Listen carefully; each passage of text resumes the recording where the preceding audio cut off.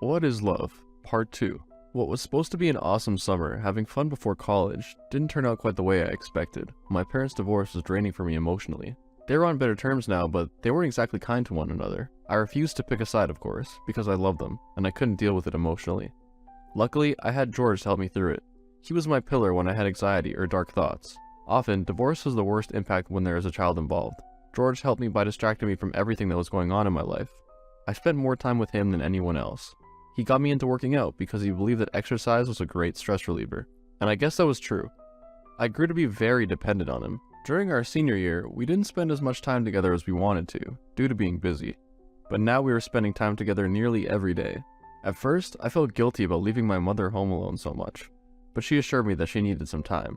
After a couple of weeks, she was feeling better and started going out more, which meant that I practically lived with George. It's probably strange to say this, but I got so used to spending time with him that I was sad whenever I wasn't around him. We had so much that we wanted to do before we left for college, so we got up to a lot. One time, we decided to visit the old playground where we used to play as kids. "Hey, I remember that you fell off the swing and scraped your knee there," he said. "Yes, and you panicked so much at the sight of my blood," I laughed. "I thought you were going to die. I was 7 years old, for goodness sake," he chuckled. We spent about an hour reminiscing over the past. I couldn't believe that we were going to have to leave our town so soon. As we spent more time together, I started to get these strange feelings, which I brushed off. I had always seen him as just a reliable friend. But those days, our conversations were a lot deeper, and I started to realize something.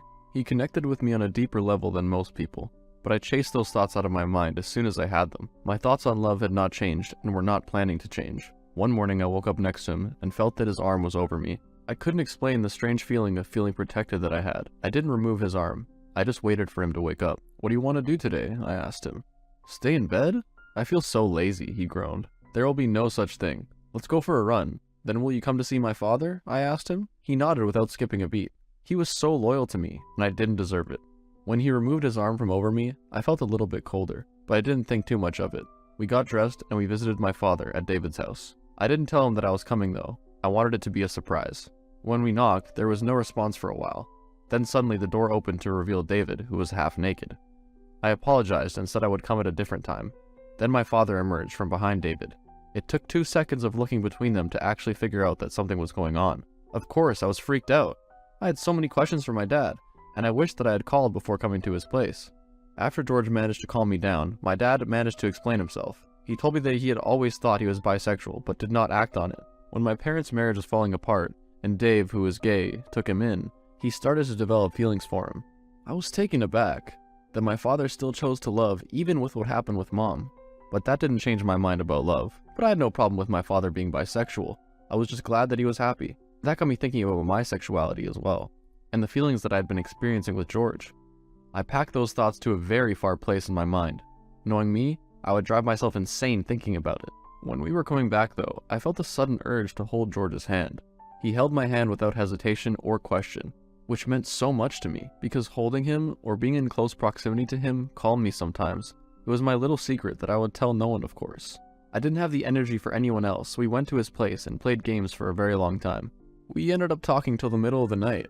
I was surprised to find out that he was scared. He had always been the stronger one of the two of us, but he confessed to me that he was scared of the future. He felt as if everything was happening so fast. Seeing him looking so distraught did something to my heart. I felt it hurt a little bit. I wanted to protect him at that moment from everything that he feared.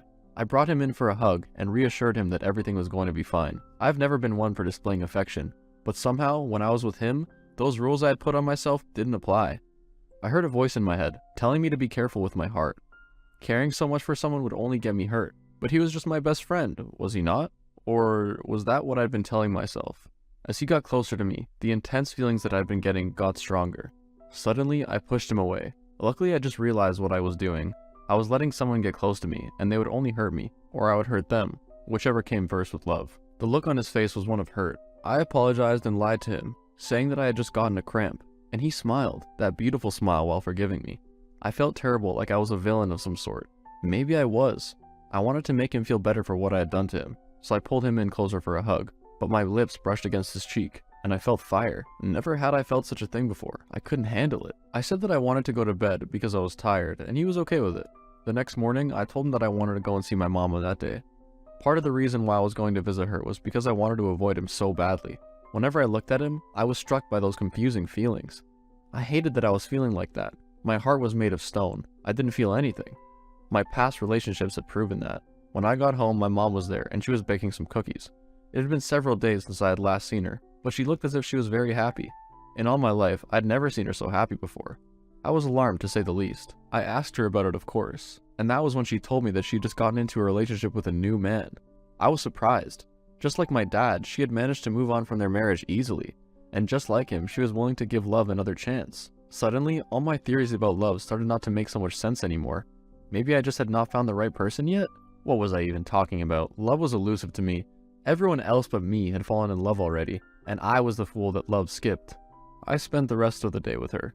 I told her that I was happy for her, which I was, of course, but I was also feeling very confused about my feelings for George. I went back to his place later that night.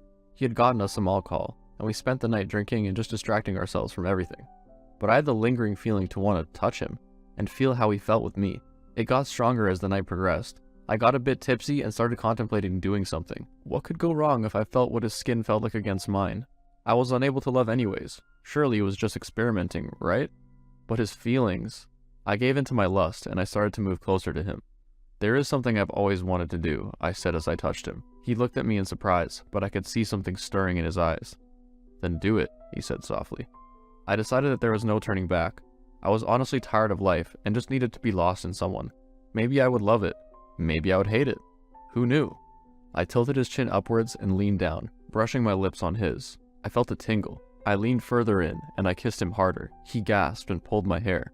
I was not expecting the lust that I felt towards him. It was unlike anything I had felt before. I had kissed girls in the past and had sex countless times, but the passion was lacking, though I managed to force it.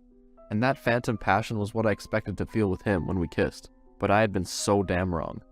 His body felt rock hard against mine, and his large hands explored every part of my body. I felt such heat and wanting for him. We got up, off the floor, and made our way to his bed. There he laid me softly. His eyes were deep with wanting as he took off my shirt. He started to trace my body, and I felt shivers run down my spine. I arched my back when he started to suck on my throat. He chuckled, and the vibration reached my throat. I couldn't handle it anymore.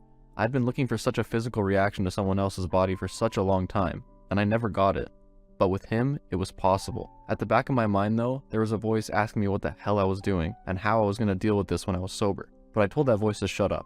All I wanted was him, and that feeling he made me feel. I gently guided him to my collarbone, where he proceeded to kiss me passionately. I slid my hands up his shirt, where I felt his abs. Unlike me, he had worked out a lot and had an impressive body.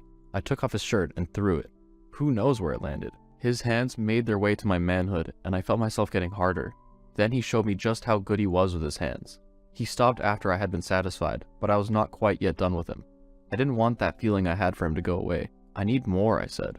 "Are you sure?" "There's no turning back, just so you know," he said. "Yes, I'm sure that I want you," I said. We did not make sweet romantic love. Our movements were clumsy and hurried. The fire that I felt threatened to consume me, and I couldn't keep it in. I wanted more and more of his body. We finally reached the highest point of our pleasure, after which we collapsed next to each other. I was too exhausted to think, too drunk to care, that I had just slept with my best friend. All I could think about was how no one had ever made me feel like that physically before.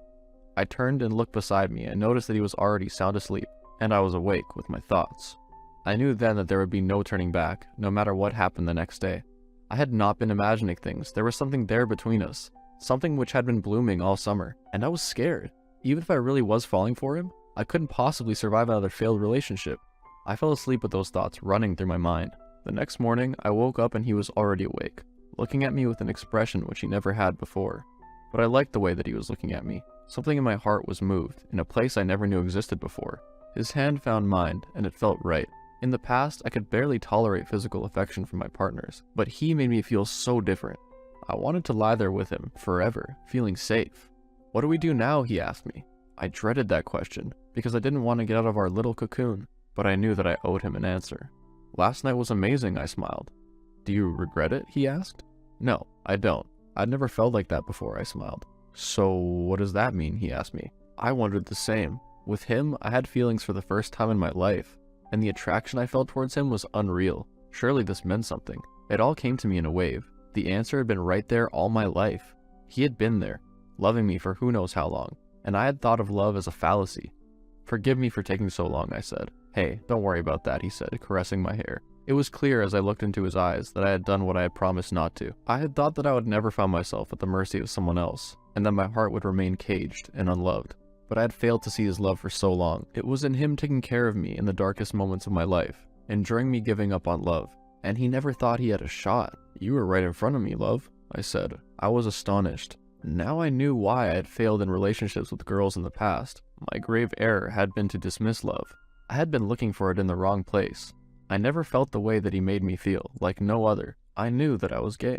As soon as I came to that conclusion, it all made sense. "I never thought you'd ever see me," he sighed. "I'm so sorry. I'm not used to this thing called love," I chuckled. So you say, but last night?" He wiggled his eyebrows. I laughed as I showed him just how much I wanted him. There was no automatic undoing of the views that I'd been holding all my life, but there was a steady progress. I saw in the way that my parents were happy with their new partner's love, it was not such a bad thing, and George showed me, every day, that there was a reason to hold on to love. Summer ended, and we went to college together. The strains of college made things much more difficult for us. Then one day, it all exploded, and we had our first fight.